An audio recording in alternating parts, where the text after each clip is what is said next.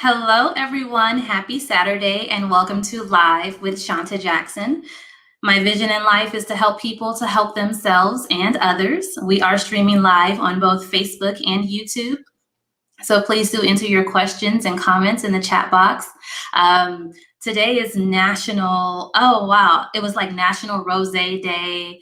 I said I was going to start looking those up. I think it was like National Rose Day and then National Rose Day. If you want to send me roses, I can send you my business address, my mailing address, and we can make arrangements for that during the business week. If you want to send me roses, just hint, hint. I really do appreciate those. Let's see. Walk in my shoes. Dr. Ouch, David Lloyd. I interviewed him about 2 weeks ago, and he was telling us about his movie. And I did have the opportunity to go to his premiere here in Maryland. And the movie is now available on YouTube. And so just search Walk in My Shoes. It's by I believe it's Wise Men Productions, and by Dr. Ouch. And it's a really, really good movie. It's about a couple that goes to see an unconventional therapist, and they literally they switch places, and he has a lot of unconventional methods. And the moral of the story, or my takeaway from it, was that in relationships, in order for them to last, that you have to focus on understanding each other. And so again, Walk in My Shoes. It's available on YouTube. Go ahead and hook it up to your TV, watch it. It's, like I said, it's a really, really good movie, and it made me really think. So I think it's really good for couples, and a good conversation for couples to have. And then even if you are single and dating, it really makes you think. So our topic today is wealth and wellness. What's the connection between stress and mental health and money? And how do we overcome our limiting beliefs about money? And what are your limiting beliefs? In fact, I have a question for you all. What limiting beliefs are holding you back from your wildest dreams? I'll ask you again later in the show. But again, what limiting beliefs are holding you back from your wildest dreams? My guest is Jacent Wamala. She is a licensed marriage and family therapist with a private practice in Las Vegas, and she is also a money mindset coach. And so she's going to tell us about what she's been up to. She is a previous guest, and so please do go back on the YouTube channel and watch that episode. Excuse me. But at this time, I'll bring on Jacent. She is a mindset coach. Hello. I'm super excited to be here and to chat. Thank you for having me. Yes, thank you. Let's see if we have anyone checking in the comments. And so the comment or the question that I asked, what limiting beliefs are holding you back from your wildest dreams? I actually copied that from your Instagram post. Mm-hmm. And you recently started your own, another venture. Is it Wealth and Wellness University? Yes, it's Wealth and Wellness University. And honestly, in the finance space, right, there's a lot of talk about having to sacrifice and having to give things up. And while you do have to prioritize, right, like what your goals are, I think that prioritizing your wellness on your wealth building journey is significant and important, because so many people are dealing with a lot that's going on in life. And no one said that you can't build wealth and also have peace, enjoy your life, travel, all of those things at the same time. So I think it's my mental health background that's like, let's not sacrifice our well-being, while we're trying to have money in the bank account. Yeah, and you know what? I'm glad that you mentioned the fact that you can have abundance and you can have wealth and you can be prosperous and be happy, and you also can have all of those things and still be a good person. I was listening to, I listen to it often, but Earl Nightingale, one of his speeches, the late Earl Nightingale, he was talking about the have and the have-nots, and he was somewhere in some town, maybe like a beach town, and his cab driver they were looking at beach homes or nice homes, and he said, "Oh wow, these are some nice homes." And the cab driver said, "Yes," and every one of them that lived there, I mean, that has it, they're a crook. And he was like, it's interesting, the limiting beliefs, that people do have. But I can understand that sometimes, and especially in Christianity, in some households, it's thought that you can't have a money mindset, or if you're focusing on money, you're worshiping some evil spirit, or you're not being good, you're not being honest or true. Anything to say about that, or go ahead.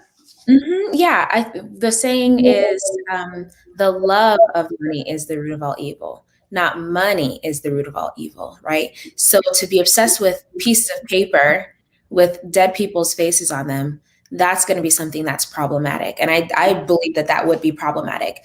But to love the idea of experiencing and having and cultivating abundance in your life, that's ancient, that's historic, that's something that, for those who are spiritual and religious, that's something that your creator wants for you, is to have. That's why it says in the Bible, ask and you shall receive, knock and the door shall be opened, right? So it's more so about, what is it at the bottom of the money, because the money is just an exchange. We need money, or we want money to exchange it for something else. And that's why it's Wealth and Wellness University, because we want the money so we have peace of mind, so we can go on family trips. No one wants money to be by themselves in a big house doing everything alone. You know what I mean? So it's not that when we're talking about having your money mindset and focusing on your money mindset, we're just talking about how can we help you uncover and address and deal with those limiting beliefs that maybe you picked up at some point in your life that are keeping you from being able to serve on a grander scale. I told my uncle a couple years back, I started saying crazy things out loud, and I was like, whatever, let people judge me.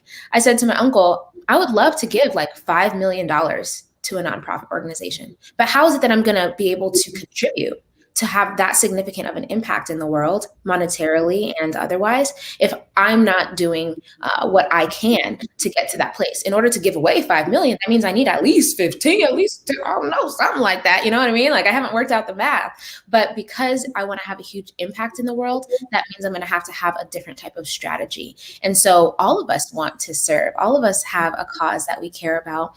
And how can we shift from giving from our sometimes half full, sometimes empty cups, right? Because what happens is we're giving, and we aren't even giving to ourselves. And that's why we end up burnt out. That's why we end up resenting family and friends. That's why we end up, high and dry, is because we're not giving from our overflow. We're giving from half, if not empty cups, and expecting for people to give back to us, right? Even though this hasn't been discussed in that relationship or situation.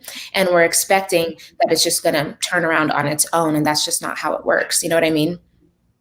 Yes. And as it relates to abundance, we deserve to be abundant. Abundance is all around us. It's just tapping into that abundance. And so I'll ask you how you actually work with people through Wealth and Wellness University to tap into that abundance that's all around us. So we do deserve it. And I do believe that if you ask and you shall receive, but also you have to be able to accept the abundance and do the work that comes with it. And there's a responsibility. But then there's also people that just make excuses as well for why they don't have it, versus having the mindset where this is what's meant to be. This is, like you said, for those of us who read the Bible or who follow scripture, it's ordained for us. It's there for us, right? But then you just have some people that, like I said, just make excuses. So how do you help people to overcome limiting beliefs? And actually, what are some of those limiting beliefs? Yeah, I was listening to a video this morning, and anyone who wants me to send them that link to the video specifically, just let me know, and I got you. So essentially the questions that we ask, because it's a series of shifting your mind by being able to understand how you like how you attained, essentially, right? How did you acquire these limiting beliefs? Someone handed them to you at some point and you accepted it. So like you said, how can we accept abundance? Because sometimes abundance will be at your doorstep and you won't be able to take it. You won't let it in. You're going to think that it's a robber or something like that. But it's that we've already accepted the limiting belief. So how can we go back and recognize, where did you accept that limiting belief? Why did you accept it? Is it serving you now in this season? Because sometimes whatever it is that we learned serves us for a season and then it becomes obsolete. So just like we update our iPhones, right? No one is walking around with the iPhone 2. We have to update our mindset, our perspective, our lens. And that's going to be what helps to shift the mindset. When we go through these series of questions and activities, it's not for me to decide that someone needs to do anything different. I'm just holding a mirror for them to be able to see their situation and see where they say and where they feel they want to go, and the gap between where they are and where they want to be. And then I help them to see that though it seems like it's a huge gap, like it's really far away, that it's possible for them to be able to make progress on that path. And if someone says, you know what, I want to keep my scarcity mindset. Okay, so what does that look like? How can we help you do that with the most amount of ease as possible? It's not for me to tell them that they have to move. They get to accept that, but they usually don't like to. They usually, when we say like, do you want to keep your scarcity mindset? Like, no one wants to keep the things that are holding them back. Okay, so what would it look like to shift from that place and move into a different location? So it's really about making things plain and apparent. And people think that they have clarity. I'm telling you right now, I talk to people, probably hundreds of DMs and emails and all of that, between my community and everything, a day, and people don't have clarity. They're living in a state of fog. So once we clear up some of that fog, that's where the magic happens. Yeah, so I think clarity, but then also another question is, are you prepared? Can you handle it? How do you help, or how does one prepare? Or is this to me, I'm thinking like maybe sometimes it's an ongoing journey as far as, growth and preparation. But some people, it doesn't matter if you give them $1 million today, 6 months, 12 months from down the line, the $1 million will be gone. They don't know what to do with it. So how do you help people to, I know you help people overcome debt.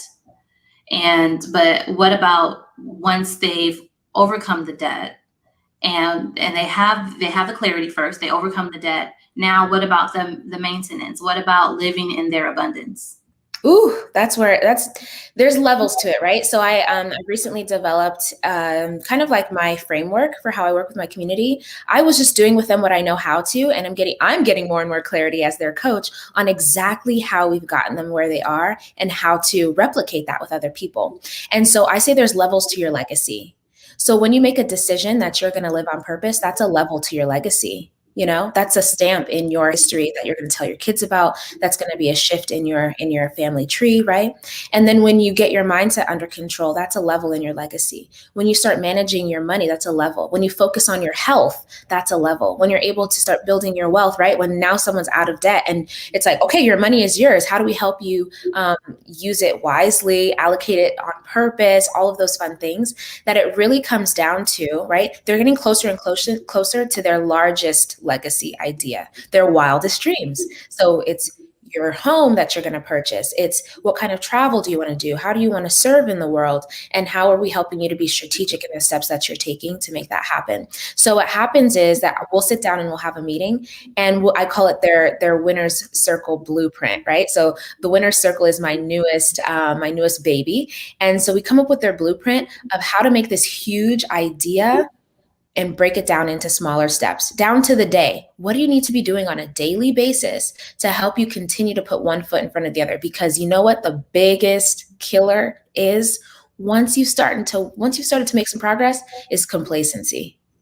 Complacency will take you out. You know what I mean? So once you start making progress and you're like, oh, I'm doing good, I got this. Complacency is like, let's go ahead and see how well you're doing, let's test out what you've put into place. And so when it comes to those who they've accepted a certain level of abundance, now it's like, it's time to, as business owners, right? It's time to increase your fees, because what you've been doing to develop your business, develop yourself, is helping your clients more. So that means your services and your products are much more valuable than they were before. That's a new level of a mindset shift for someone who used to be in debt. They're like, okay, I get it. Like, I can live without debt, but now can we double your fees? And then it's like, what? Now it's like, okay, can you accept that you have 5 figures in your bank account? Like, what? Can we make sure that now that you have all this money, right? You have family members that you want to support and assist, but we need to put it as a line item in your budget. You can't just empty out your own bank account because you have the money, right? How many NFL players, how many rappers, how many people that went from ground zero to floor 100, right?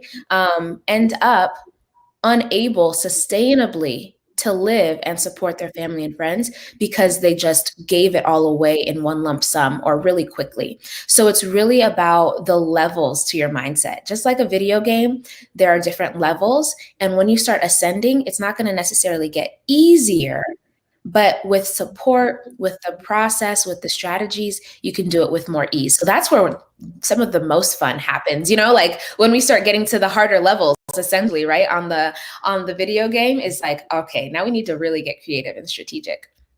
Yeah. So I guess that's the preparation, the levels, because in a video game, level 7, you've learned different things, and you've learned different strategies, tricks, the codes to do different things that you can apply now on the higher level. Let's check into the audience really fast, and let's see who's watching. We have Falcon Star Alley checking in from East Africa.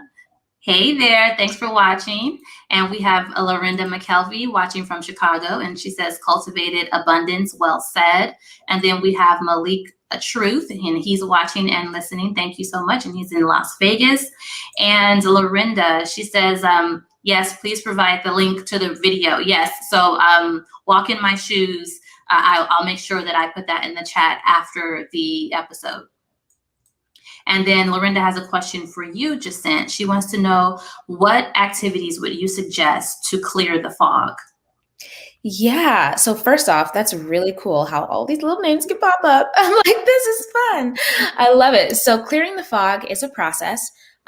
Just like, when you're walking out of a fog, if that makes sense, or you're driving out of a fog, sometimes it's from 0 to 100 where it's like, all of a sudden you're out. But sometimes you're gradually coming out of the fog, which typically mostly happens. So when the fog gets cleared quickly, it's usually because of something serious occurring, right? So when someone goes to the doctor and they hear that they have prediabetes, that's clearing the fog, because it's like, oh, I have to change things now in order for, my life to look different, right? But when we're talking about getting in front of ourselves and not waiting for a crisis, not waiting for the ish to hit the fan, essentially, to start doing this work, you're most likely going to need some support, to be fully honest. That's the easiest way, because if you're in quicksand, are you going to be able to get yourself out of the quicksand by yourself, without a branch, without a person, without something else to support you in that process? The process might be a book. You might listen to a podcast. You might listen to audiobooks, get a coach, get a counselor, talk to someone, because what you need is some outside influence or some different type of stimulus to help you see that you're in the fog in the first place. Some of us have been in a fog for 10, 20 years and didn't even realize. So you need something that's going to kind of shake things up, if that makes sense. So what happens is, you go and you be around people that are completely different than you. If you want abundance in your life, go spend some time with abundant people. I went to a 7-figure boot camp and I was like, it changed my DNA. I'm like, this is different. This is different. If I want to have healthy relationships, let me go hang out with people who have healthy relationships. So whatever it is, or whoever it is that's emulating certain characteristics, not because we're trying to be them or be like them, but we see that they're living a piece of the life that we want to live, how can we surround ourselves, hear what kind of conversations they're having, learn what kind of techniques and tricks and things that they do to help us to be able to identify in our situation what we can do to make progress. So for me personally, as an example, I spend a whole bunch of time listening, reading, listening to other people who know something that I want to know. How can I develop? Because to me, it's mostly a personal development thing. How can I focus on my personal development and continue to break through different levels? So I'm really disciplined at this point with all the things that I've done, and I have to get more creative. It gets harder. So I said, in the month of May, which is my birthday month, I cut out TV because I was able to leave my 9 to 5, replace it, make money while I was binge watching TV. Like I was like, this is great. So if I cut the TV out, well, how can I serve on a grander scale if I let go of one thing to replace it with more sleep, not more work, but more rest, more health. And that was an experiment that I did with myself. So for you, it might be gratitude. It might be prayer. How much time are you spending in your spiritual walk, focusing on keeping yourself aligned? So honestly, there's not a cookie cutter way. And that's why you want to talk to someone or understand what your personal plan is going to be. But you want to start looking at people that seem like they're living and experiencing the things that I would like to experience. What is it that they're doing that I'm not doing? And how can I start doing some of those things in my daily life? Yeah, because I think it's a formula for people that live to be over 100 years old or near 100. If there's research that shows that they all have something in common. There's whether it's optimism, whether it's I don't stress, or I accept things for what they are. I accept people for who they are, and I don't worry, or I go outside for walks or spend time in nature. It's whatever it is. They all have something in common. So yes, I do agree with you. Definitely. I mean, I think everyone hopefully gets that, and I'm pretty sure everyone watching agrees as well. Definitely find people that you aspire to. You are your own individual self, so you should not aspire to be like someone or be that person, but their space, their situation. Like you said, if you want abundance, hang around abundant people. If you want healthy relationships, hang around people with healthy relationships. For me, a reality check, the formula. So the formula, for me, I just recently started back working out, and my boot camp class starts at 5:40 a.m. I was really excited to start it, but I feel like I've been just so much more productive. Like I was in a slump for a little while. I'm still productive, but just the whole, like you said, I don't watch TV. But you said replace the television with rest, with self-care, for something for yourself. I wasn't doing that. It was more so just more work. But I feel that since I started the boot camp class, like I felt like, that's it. That was the one last little missing piece of the formula. So back again to what people that are wealthy, that are successful business owners, that are successful change agents, what they have in common, they wake up early. And it's not that they're working from 5 a.m. to 11 p.m., but they wake up early and they have a good health and wellness regimen that they have.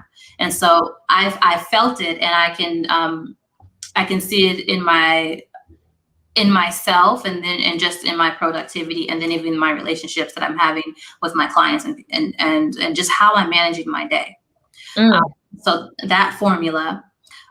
But then also, so like the reality check, sometimes you get into, you said complacency, but sometimes you achieve some level of success. And it's not that once you achieve one level, it's like, well, if I can do it this one time, if I can do this, I know I can do this. So you never want to go back down. But life happens, things happen.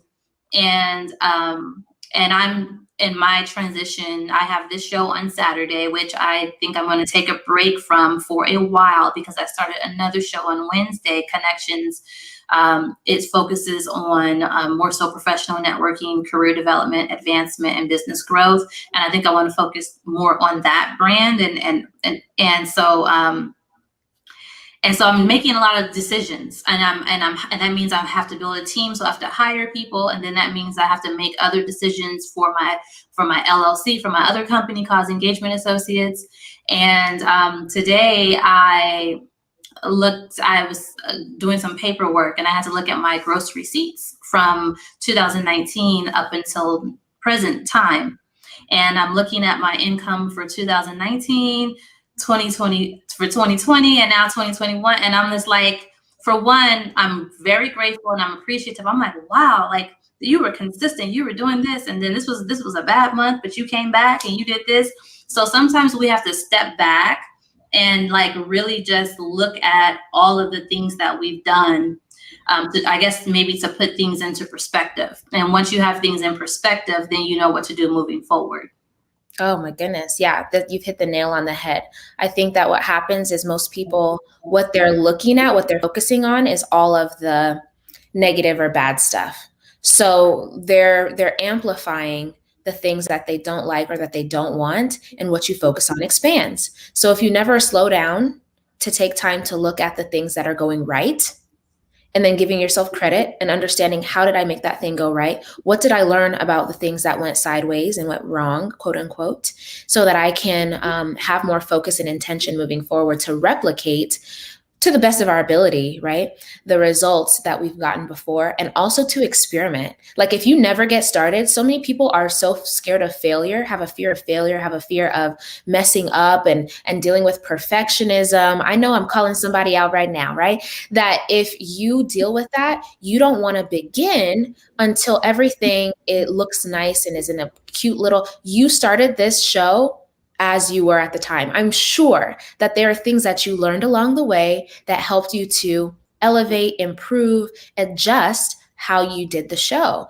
But if you never started, you never would have had that growth. And so I guess it's also getting started. Like you started in 2019, you're saying, right? And you looked back. If you never would have started because you're like, I don't have all of these things in place, you never would have had that step-by-step process to say, whoa, and then to be able to teach it or share the information with other people later on. You're going through your experience so that that could be used as a stepping stone for you to support and uplift other people and give them the fast pass. That's what I say. Like I went through everything I went through so that if I can support you or teach you something or share something with you, you can get the fast pass just like at Disneyland and not have to do or experience certain things. But if we all in the world are just waiting, right? I don't know who's a recovering perfectionist in here like me, or who happens to have a fear of failure or whatever, that you do have to get started. Start ugly is the saying, right? And allow yourself to adjust. But people love watching a journey.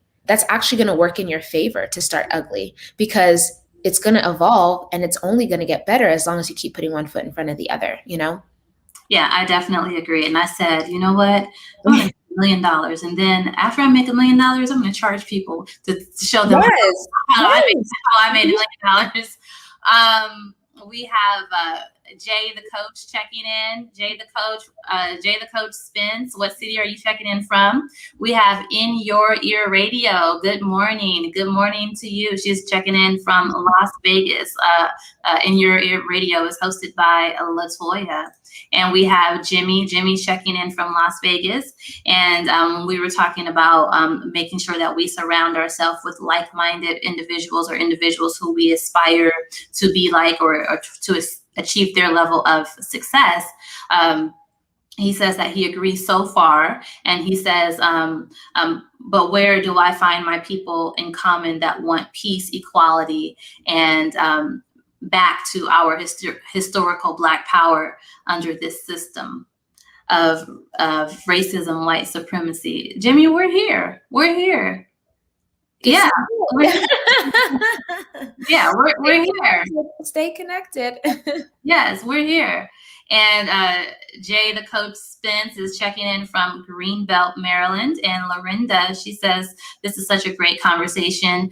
She appreciates this insight and motivation. And Jay, she says she's here too. And then I have my mom. She's watching from Las Vegas. She says, great show today. And she's always checking in and supporting. So let's talk about you and how you got started. You are a licensed marriage and family therapist, and you still have your own practice, correct? Yeah. Okay. And so that's Wamala Wellness, correct? Yeah, that's my first business. Okay. And you work with primarily women. Mm-hmm. Mm-hmm. And tell us what your specialization is in as far as certain topics. Yeah, so my practice is focused on working with women, mostly women of color, in the state of Nevada, because that's the state that I'm licensed to see clients in clinically. And I focus on helping them manage anxiety, depression, trauma recovery, and then the financial stuff as well, right? From a therapeutic lens, because there's something called financial trauma. So those are the main areas that I focus in with women. It doesn't mean that I don't see, men or couples or families. It's just that the majority of those who feel resonate with me and where it seems to be like the best fit happens to be mostly women of color that seek me out and want to be able to have support in those ways. And I found myself in that work. It's really wild because I grew up in Las Vegas, and so it's pretty diverse here to some extent, right? There's people from a lot of different places. It's transient. And so to some extent, I think growing up, there was a little bit of color blindness because there was all of us were from some different place. And you know what I mean? Like we were all friends and never had an issue. It wasn't until I started getting more educated and going up kind of in, education and in school that I recognized like, there's some things here that are very different and significantly, just different, we'll say. And so when I went to grad school for marriage and family therapy, I was actually the only Black woman in my cohort of 30 people. What's funny is that there were like 3 Black men in the cohort. I was surprised. I was like, I would think there'd be more Black women than Black men to be therapists. But I thought to myself, if I'm the only person in this cohort, then what does that mean on the grander scale? Like in the community, what's the ratio of like a clinician of color to the population? And so as I kind of was going through my coursework and then did my internship, I had a colleague who says, you have to niche down. You know what I mean? Like if you really want to specialize and serve and do well and serve at a high level, then you're going to want to niche down. Just like there are people who are general practitioners, and then there are people who are like a specific neurosurgeon or whatever the case may be. So I'm kind of like the specific therapist that helps women of color with their anxiety, depression, trauma recovery, and financial issues. And that's my clinical work. I really do find it valuable and helpful. And I'm grateful to be able to support my clients and get them connected to resources like Loveland Foundation actually covers the cost of therapy services for Black women. And I think that economics plays a huge role in access to services, doing a lot of psychoeducation, speaking engagements, workshops to make sure that our communities have this information and access is really near and dear to my heart. Okay, I want to put that on the screen. You said Loveland? Yeah, Loveland Foundation. I don't know if it's .org or if it's .com, but they cover the cost of therapy services and coaching services for Black women. They do have an application process, and sometimes it's closed, but you can get on the wait list. I have had multiple clients that have been able to take advantage. And so there's always a way to get around whatever barriers we think are in the way of us getting support, Thank you for that. Thank you so much for sharing the resource. And that was very valuable. And you are, as far as the abundance that you are attracting to yourself, definitely providing value to others and being resourceful. That's what creates that reciprocity in the universe. And that's why you are successful. And that's why you will be even more successful, because you're a servant leader, or you serve. Yeah, I mean, I think, everything comes down to service at the end of the day. And we all want to have some kind of impact in the world, but we let these things get in the way of our ability to be able to shine and show up as ourselves, and to give what we can, right? Not give what we don't have, but to give what we can.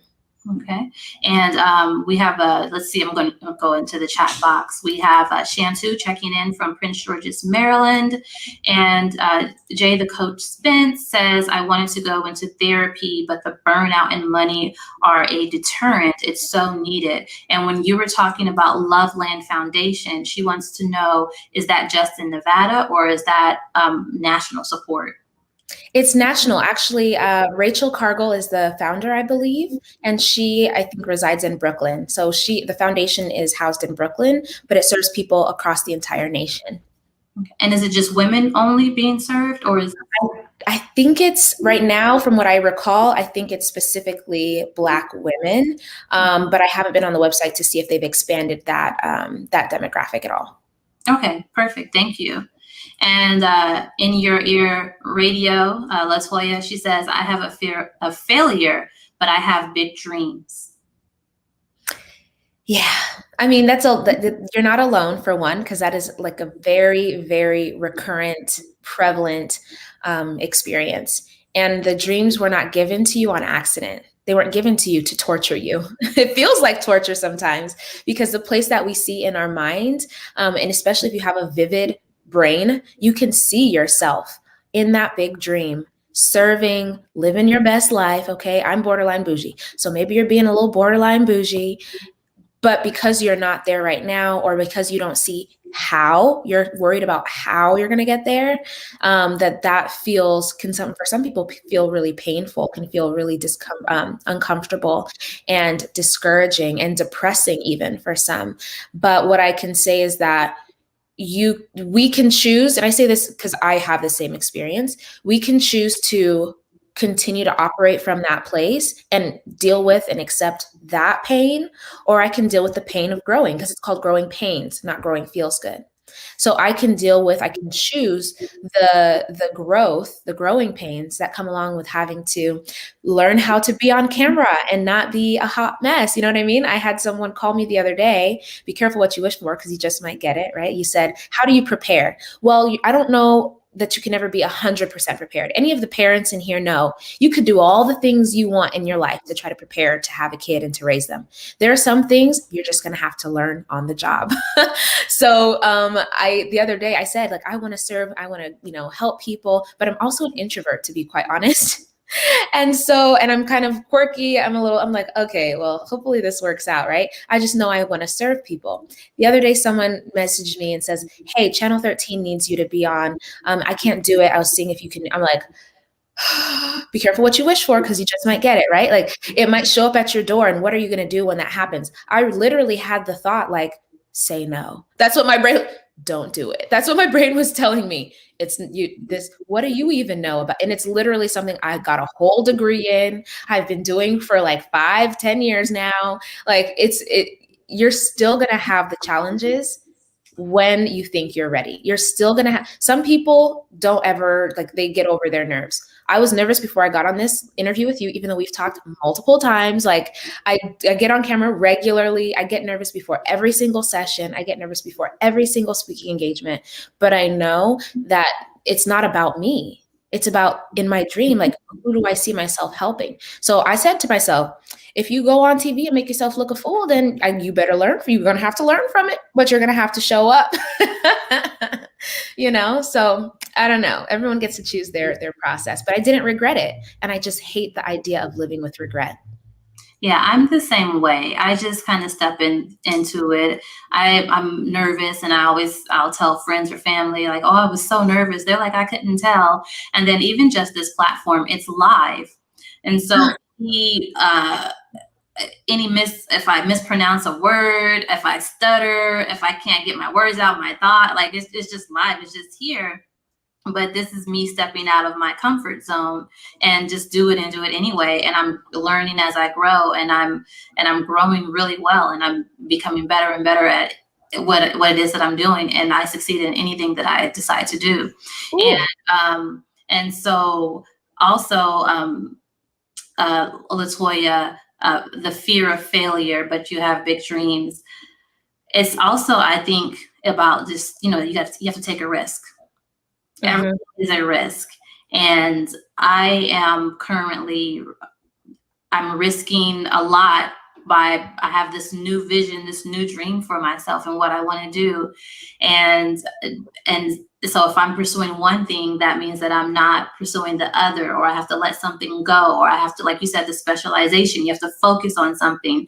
And then there's an investment. You're investing in yourself, but you may have to invest in others and grow your team and your platforms, whether it's taking a class, whether it's investing in a property or equipment or whatever that may be. We have to take risks. Without risks, there are no rewards.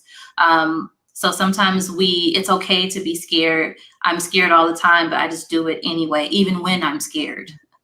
But when it's over, it's like, oh, it wasn't that bad. Or sometimes you have dips, you have losses sometimes, or what appears to be a loss, but everything is a learning lesson, and there's always an opportunity.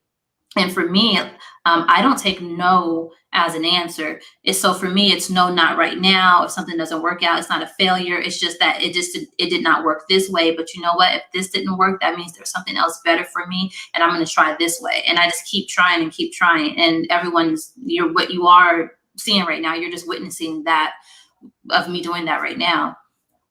Oh my goodness. Yeah, you hit the nail on the head. I had to write it down. I succeed at everything I decide to do. But the thing is that people are indecisive. So you're going back and forth and you're on the fence and you're like, do I do it? No, do I do it? So you have to decide to commit yourself to the process. And that's going to be what makes the difference. And what you mentioned just now is the difference between a scarcity and an abundance mindset. Someone in a scarcity mindset is going to see obstacles, and then they're going to stop when they see said obstacles. Someone with an abundance mindset is going to see opportunities. So you're shifting and you're saying, I need to shift gears because there's an opportunity. You're not seeing the new opportunity as an obstacle to continuing to do what you already were. You're just saying, hey, it's not no, it's not right now. And so when you embody a mindset of what if everything goes right? What if everything works in my favor? What if I'm able to do everything that I've ever dreamed of? You're going to be able to do that because the mindset is going to be what sustains you when things pop up. How do you want to show up when a challenge arises, right? And what's really funny is I dare anyone to go back in this interview, watch this later, anyone who's watching it now, anyone who's watching it on replay, that literally, right, starting ugly, I'm in my garage right now. This is like, this is my garage. So when you pulled me up all the way, right, then you started to see my little storage in the back. And I just said, let me just shift the little camera so no one knows. So if you go back in this recording, you'll be able to see that I'm in my garage. I'll show it to you right now. I won't get too crazy, but it's about starting where you are with what you have, and then continuing to put one foot in front of the other so that you're able to learn and grow and exercise and be stretched. Mm-hmm. And thank you. And Jay says, good message. And she has a question. She says, what's the best way to get exposure? Shanta Jackson, are you taking clients to help them in business? Oh, that's so cool. Oh, okay. There you go. So the best way to get exposure, it depends on, well, you said coach. I guess it depends on what your goals are, whatever your service or your product is. And it depends on your demographic and who your audience is, and your geographical location. Are you focusing in a certain city? Are you national? And then just your target audience, not just demographics. So demographics are women between the ages of 25 to 40, and they're college educated, or they have some high school, and they have an income of between $50,000 and $75,000 a year. So those basic stats that you can kind of look up, like your census data, that's your demographics. But then there's another thing, there's psychographics. And then this is like, okay, your target audience, what makes them tick? who are they? What are some of their spending habits? What are some things that are really important to them? What are some of the life experience or moments that they're going through, right? So it takes a lot. She says mine would be older, as am I. So yeah, for as far as exposure, would you agree, Jacent, that it really depends on what you're trying to expose, or I think it's kind of hard, for me at least, just to answer that question. Right. Information. Right, without more detail to know exactly what is being spoken to. Exposure, like getting in front of more people. But the thing is that you can get in front of more people every day. You're here. You're getting exposure because you decided to ask a question while we're on. That's exposure. So I think that there's levels and layers to it for sure. But you definitely want to know, like you mentioned, what those psychographics are of the people that you really want to serve. What is the external problem that they face? And then what is the internal problem that they face? When you can nail down what their internal problem is, that's going to help you to be able to speak their language so that anything that you create for them, anything that you discuss and talk about is going to feel like for them, like this person knows me. So I know, right, personally, that a lot of my tribe externally feels like they have poor spending habits, they're overspenders, or they, you know what I mean, they're having a hard time managing their money. That's the external problem. The internal, right? The internal struggle is that they deal with fear of failure, fear of rejection, feeling like they're too late in life. Are they really going to be able to live out their dreams because they've already wasted too much time, right? Quote unquote. So what is the internal struggle that typically they're going to show up with the symptom or the external problem to you with? If you can speak to both and you know what that internal struggle is, they're going to be like, this person knows me. And they're going to refer you to do all kinds of things. They're going to be the ones giving you exposure because they're going to tell their friends, their family. There's a book called Forces for Good that's based on nonprofits, but it's how can you turn like your customers, your donors, your stewards into advocates for you that are gonna do the legwork and be your ambassadors because they just feel like what you're doing serves them so well. So I would say that there's different types of exposure. If you want to get on TV or if you want to be on radios, ask. Go on haro.com, HARO, help a reporter out, create an account, go through it. It's a lot of work, but daily, pick which ones you can speak to, create articles, reach out to people, like ask. Now you want to have some tact. You don't want to just, there's a way to do it appropriately, but ask and you shall receive. Ask and you'll start seeing things happen in your life if that's what you meant. Yeah, and I had to process the question a little bit more, but depending on what it is in any industry, one of the things that I did starting out as a consultant, I submitted abstracts to conferences. And so I would present at a conference, and even though I wasn't a paid speaker, I had a built-in audience. And so I would have an audience of 30 to 60 people in a room, and I have all of my branding. I have and so again, the risk, the investment. And so I have mugs. I still have mugs in my closet that I didn't give away. Your tablecloth, your printed materials, your signage, and all of this. But I've gotten clients from doing that. And so I took a risk. I had to make an investment. And again, I find those various conferences within my industry, within my field. And if you are more so, because I see it says Jay the coach. So if it's more coach, more self-help, maybe it's finding events at community events, or maybe at churches, and contacting them and asking them, do they want a speaker? Maybe it's finding some pop-up event or a farmer's market if you're a vendor at a table, and also just providing value to people.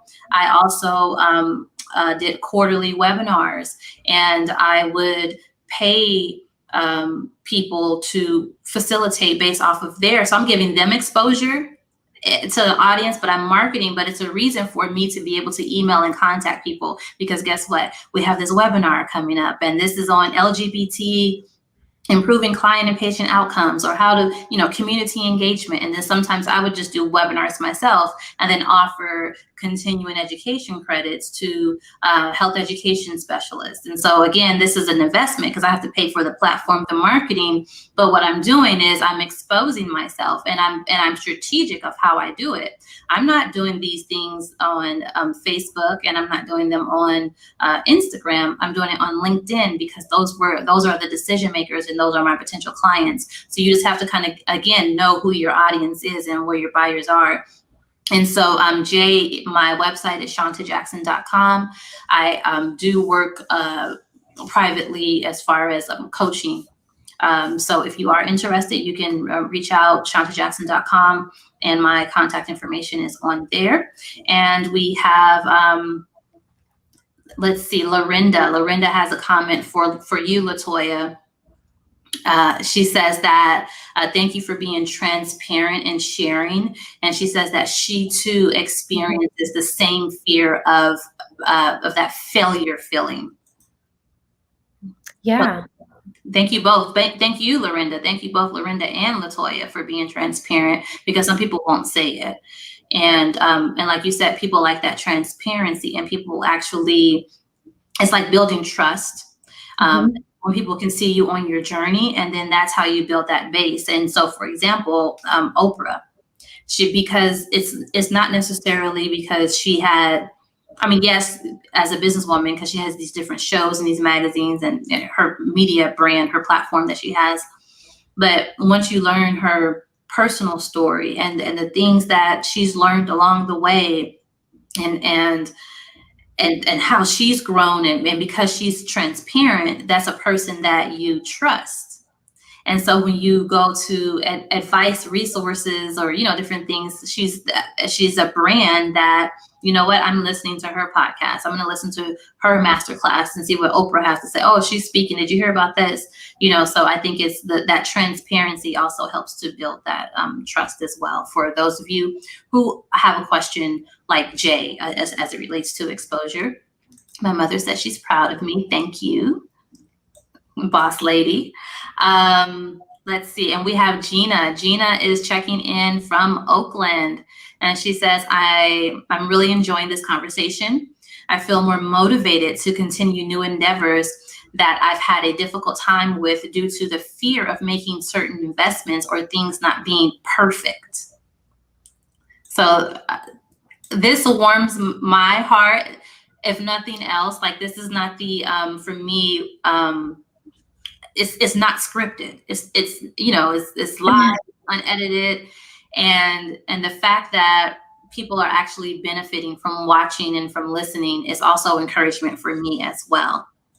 And we have Falcon Star Alley. He says, thank you for taking the time to share your knowledge with us, and God bless. Thank you. Before we close out, Jacent, do you have any closing words or advice or maybe a follow-up for us to stay in contact with you? Yeah, I'm like, you shouldn't have said that, because I love to make sure that whenever I'm coming in front of anyone, that it's with purpose and value, right? So I'm so glad to hear that Gina is feeling motivated, that Lorinda and Latoya are seeing eye to eye and kind of feel each other on that fear of failure, right? Jay, the coach, is ready to get her life and invest and take things to the next level. But the thing is that I need y'all to type decide, like I've decided, in the comments. I've decided, right? Because what happens is we go to conferences, we go to meetups, we have conversations, and we feel so energized by them in the moment. And we're like, yeah, I got this. And then we leave, and then it's like that energy goes somewhere else. So what I don't want is for us to have this amazing conversation. I hope somebody's typing, I've decided. Okay, Jay, the coach, I see you. Type I've decided, and I need you to couple it with a quick action.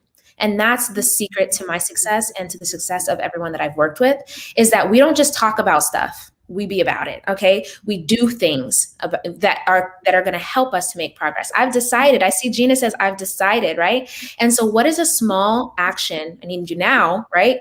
You didn't know you was going to get some homework and be in class. Y'all, I taught at UNLV for 5 years. All right. I'm a teacher.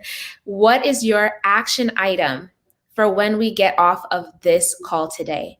I need you to put that in the comments. I need you to write that down in your notebook. I need you to put it in your notes in your phone. Whatever it is that's going to help you is that you're going to spend some time after we talk to take more risks. I love it, right? I need you to get more specific. What is that risk? What is that going to look like? I think you know what it is, but you know what I'm saying? So get more specific and create one quick action item that you can follow through with today. Do you need to go to Shanta's website and figure out, what her coaching is like? Do you need to send her an email today while we're in this space and in this energy, in this execution energy? We are not rah rah shish kumbah, make you feel good, and then you go off to your rest of your Saturday, and then you go back to work on Monday, unhappy with your situation, unhappy with your life. What we're here in front of you to do is hopefully share information that gets you going and making actual progress starting now that you've said, I've decided. So I truly appreciate you, Shanta, for having me on your show. Yes, to do more research to gain exposure. I love that, right? And I appreciate everything that you're working on, and I'm super excited to watch your journey evolve. It's a pleasure, it's a pleasure that we get to be a witness for somebody else and to learn. I'm learning from you. I'm taking notes. I maybe never get to tell you often. I don't tell you every day, but if I can just say it now, I appreciate you and everything that you do. I appreciate everyone that's been on live with us, and whoever's going to watch it later, leave a hashtag replay so we know that you stayed the whole time. Okay. And if anyone wants to connect with me, you can find me at Jacent Gems, or find me on my website. But again, just gratitude and appreciation for all of the energy that we've experienced today. And then how are we going to turn that into execution energy and actually follow through on making progress in our lives today? Yes, thank you so much. You said everything. Follow everyone, Jacent on social media at Jacent Gems, and that's on Instagram, Twitter, and any other social media channels? I think Facebook as well. Okay. And your website that I have on the screen is wamalawellness.com. And also remember that she's licensed to provide clinical therapy services in the state of Nevada, but she's also a money mindset coach. She's a mindset coach, and she can do that internationally, globally. And so please do reach out to her if you are interested in some of her in her services, and if you want to know more about Wealth and Wellness University. And is that a cohort? Is it like a membership? How does that work? Yeah, it's a membership. It's an accountability group where we help you to focus and prioritize your wellness on your wealth building journey. Perfect. And as always, you can follow me on Instagram and Facebook at the Shanta Jackson. I'm on Twitter. I need to up my Twitter game, but it's Shanta Tweets on Twitter. And check me out on Wednesdays, 10 a.m. Pacific, 1 p.m. Eastern, Connections with Shanta. Connections is our opportunity as professionals to make the most out of networking, career advancement, career growth, and also business growth. And so we have unscripted, unedited conversations with like-minded individuals. My guest on Wednesday is the president and CEO of United Way of Maryland. And so we'll talk a little bit with him. I think I want to ask him some leadership questions as well. So please do connect with me on LinkedIn. This is my LinkedIn screen name, Shanta Jackson, MPH. Thank you. Happy Saturday. Be blessed and stay COVID safe. And I'll see you next Saturday. Thank you.